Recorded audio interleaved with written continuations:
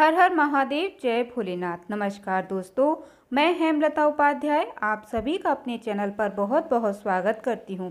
प्रिय दोस्तों, आज हम श्रावण महात्म्य का चौथा अध्याय श्रवण करेंगे। धारणा, पारणा, मासोपवास व्रत और रुद्र वर्ती व्रत वर्णन में सुगंधा का आख्यान। ईश्वर बोले, हे सनत कुमार, अब मैं धारण पारण व्रत का वर्णन करूँगा। प्रतिपदा के दिन से आरंभ करके सर्वप्रथम पुण्याहवाचन करना चाहिए। इसके बाद मेरी प्रसन्नता के लिए धारण पारण व्रत का संकल्प करना चाहिए। एक दिन धारण व्रत करें और दूसरे दिन पारण व्रत करें। धारण में उपवास तथा पारण में भोजन होता है। श्रावण मास के समाप्त होने पर सबसे पहले पुण्याहवाचन करना चाहिए। इसके बाद हे मानद आचार्य तथा अन्य ब्राह्मणों का वरण करना चाहिए। तत्पश्चात पार्वती तथा शिव की स्वर्ण निर्मित प्रतिमा को जल से भरे हुए कुंभ में स्थापित कर रात में भक्तिपूर्वक पूजन करना चाहिए तथा पुराण श्रवण आदि के साथ रात भर जागरण करना चाहिए। प्रातःकाल अग्नि स्थापन करके विधिपूर्वक होम करना चाहिए। त्र्यंबकम इस मंत्र से तिल मिश्रित भांति की आहुति डालनी चाहिए। उसी प्रकार शिव गायत्री मंत्र से घृत मिश्रित भात की आहुति डालें और पुनः षडाक्षर मंत्र से खीर की आहुति प्रदान करें। तन पूर्णाहुति देकर होम से इसका समापन करना चाहिए। इसके बाद में ब्राह्मणों को भोजन कराना चाहिए तथा साथ ही आचार्य की पूजा करनी चाहिए। हे महाभाग, इस प्रकार से उद्यापन संपन्न करके मनुष्य ब्रह्महत्या आदि पातकों से मुक्त हो जाता है, इसमें कोई संदेह नहीं है। अतएव इस महाव्रत को अवश्य ही करना चाहिए। हे मुने, अब श्रावण मास में उपवास की विधि को आदर पूर्वक सुनिए। प्रतिपदा के दिन प्रातःकाल इस व्रत का संकल्प करें। स्त्री हो या पुरुष, मन तथा इंद्रियों को नियंत्रित करके इस व्रत को करें। अमावस्या तिथि को लोक का कल्याण करने वाले वृषध्वज शंकर की अर्चना पूजा षोडश उपचारों से करें। तदनंतर अपनी सामर्थ्य के अनुसार वस्त्र तथा अलंकार आदि से ब्राह्मणों का पूजन करें। उन्हें भोजन कराएं तथा प्रणाम करके विदा करें। इस प्रकार से किया गया मास उपवास व्रत मेरी प्रसन्नता कराने वाला होता है। हे सनत कुमार, मनुष्यों को सभी सिद्धियां प्रदान करने वाले लक्ष्य संख्या परिमिति रुद्रवर्ती व्रत के विधान को सावधान होकर सुनिए। अत्यंत आदरपूर्वक कपास की 11 तंतुओं से बत्तियां बनानी चाहिए। हे रुद्रवर्ती नाम वाली बत्तियां मुझे प्रसन्न करने वाली हैं। मैं श्रावण मास में भक्तिपूर्वक त्रिभुवन के देव गौरीपति महादेव का इन 1 लक्ष संख्या वाली बत्तियों से नीराजन करूँगा। इस प्रकार श्रावण मास के प्रथम दिन विधि पूर्वक संकल्प करके महीने भर प्रतिदिन शिव जी का पूजन कर 1000 बत्तियों से निराजन करें और अंतिम दिन 71,000 बत्तियों से निराजन करें अथवा प्रतिदिन 3000 बत्तियां आदर पूर्वक अर्पण करें और अंतिम दिन 13,000 बत्तियां समर्पित करें अथवा एक ही दिन सभी 1 लाख बत्तियों को मेरे समक्ष जलाएं। प्रचुर मात्रा में घृत में भिगोई हुई जो स्कंद बत्तियां होती हैं वे मुझे प्रिय हैं। तत्पश्चात मुझ विश्वेश्वर का पूजन करके कथा श्रवण करें। सनत कुमार बोले, हे देवदेव, हे जगन्नाथ, हे जगदानंद कारक, कृपा करके आप मुझे इस व्रत का प्रभेद बताएं। हे प्रभु, इस व्रत को सर्वप्रथम किसने किया था तथा इसके उद्यापन में क्या विधि होती है? ईश्वर बोले, हे ब्रह्मपुत्र, व्रतों में उत्तम इस रुद्रवर्ती व्रत के विषय में सावधान होकर सुनिए। यह व्रत महापुण्यप्रद, सभी उपद्रवों को का नाश करने वाला, प्रति और तथा सौभाग्य देने वाला, पुत्र पौत्र समृद्धि प्रदान करने वाला, व्रत करना वाले के प्रति शंकर जी के प्रति उत्पन्न करने वाला तथा परम पद शिवलोक को देने वाला है।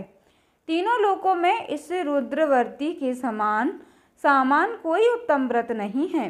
इस संबंध में लोग यह प्राचीन दृष्टांत देते हैं। क्षिप्रा नदी के रहस्यमय रम्य तट पर उज्जैनी नामक सुंदर नगरी थी। उस नगरी में सुगंधा नामक एक परम सुंदरी वीरांगना थी।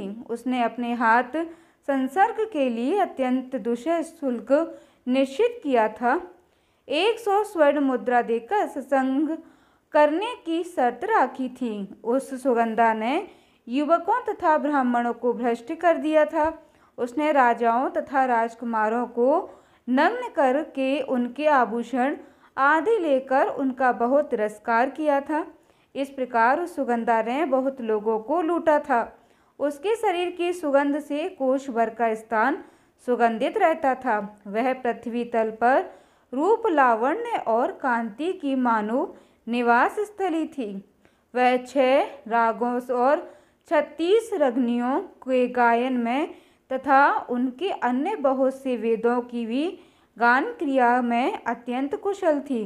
वह नृत्य में रमा आदि देवांगनाओं को भी तिरस्कृत कर देती थी और अपने एक एक पग पर अपनी गति से हाथियों तथा हंसों का उपहास करती थी।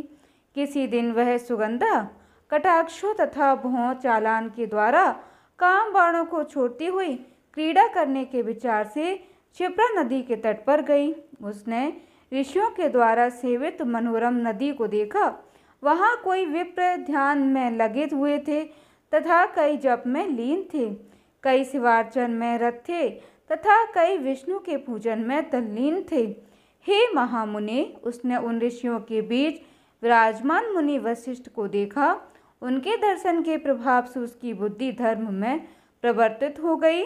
जीवन तथा विशेष रूप से विषयों से उसकी विरक्ति हो गई।